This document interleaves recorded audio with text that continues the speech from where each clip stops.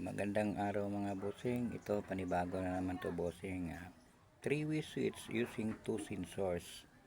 Ito medyo konti na lang yung pyesa niya. Ito po yung dalawang sensors.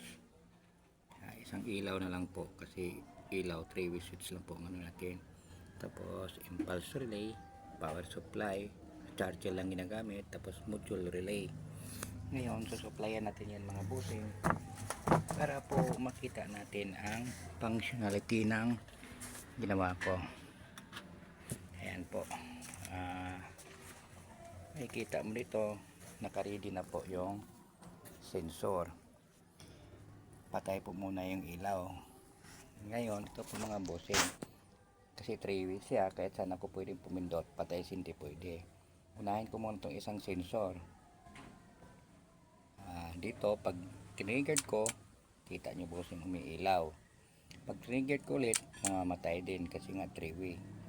Pero pwede ko rin siya pailawin sa kabilang sensor mga bossing. Patayin ko siya sa kabilang sensor din. Yan.